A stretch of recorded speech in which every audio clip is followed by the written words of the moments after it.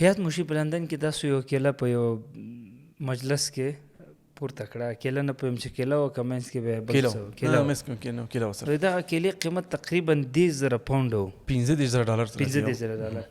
دا $15,000 اکثر خلک پوښتنه کوي څه دی کړل، او $15,000 کیله تاسو خوړله بدون شک مزه یې متفاوته وه که یو شی؟ هیڅ فرق پکې فرق نه پکې نه. خوړل هم لږ سخته وه، خو بیا هم د میاشتې $10 ورکړي، دا $10 میلیون شول.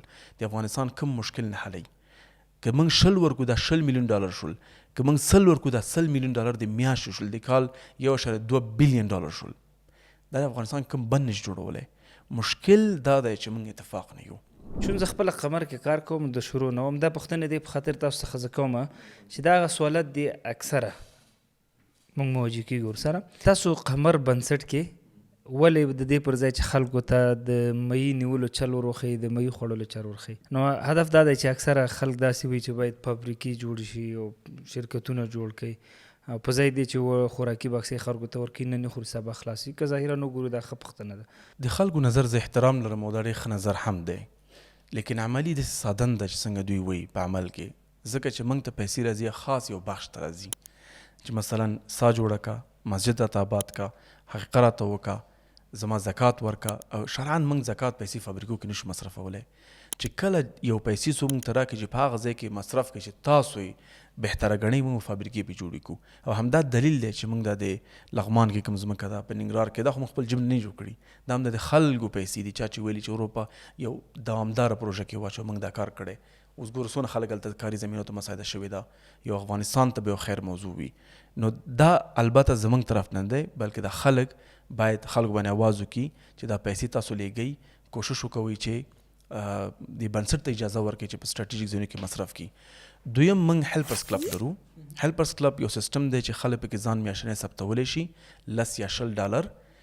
دغه پیسې بیا موږ په هغه ځایونو کې چې واقعا ضرورت دی، که د یتیمانو بخش وي، که د ساګانو وي، که د فابریکو وي، چې هر څه دلته مصرفو، په بدل کې هر میاشت کې موږ دوی ته راپور ورکوو. نو زما مشوره دا ده چې ټول افغان ملت ته چې دغه سیستم موږ جوړ کړی دی، تاسو ته میکانیزم جوړ کړئ چې څنګه موږ دا پیسې منیجمنټ کو، څنګه یې تطبیق کو، څنګه یې راټولې کو.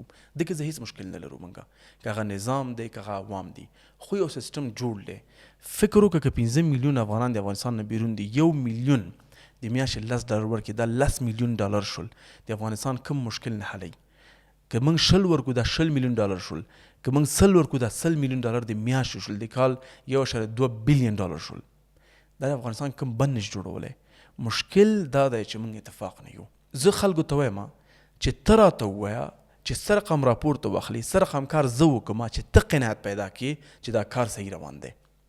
که چیرته هم تا قناعت پیدا نه کړو او ته وایې چې ور دا کار زما په قناعت بخش نه ده کړی، هیلپرز کلب کې موږ وخت کې ځان کینسل کولی شي، بلکې که ستا پیسې ته فکر مس یوز کړي، موږ تا ته بیرته ریفنډ هم کولی شو. متوجه شي هم که نه؟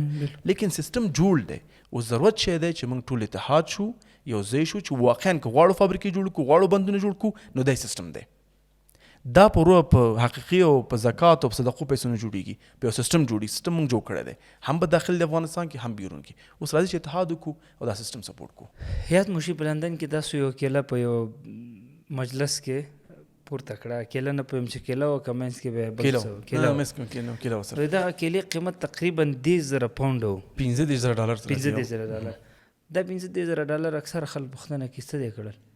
سوال دا دی چې کله موږ وایو زموږ د بجټ $2 میلیون دی، د هغه پوښتنه دې وکړي د 15,000 نه ختي دي. خو دا چون یو مشخصه موضوع که ځکه کیله څنګه په دې $15,000 خرڅېږي. کیله نه ده خرڅه شوې. خلک باید په دې پوه شي چې دا یو سیمبولیک حرکت دی چې سره دا اوکشن باید خلک پیژني چې اوکشن څنګه کیږي. یو شی چې اوکشن کیږي، مثلا د راشد خان او د راشد خان یو شرټ په څو خرڅ شوی دی، یو کتاب په څو خرڅ شوی، کوم د رونالډو یو بوټ په څو خرڅ شوی که نه.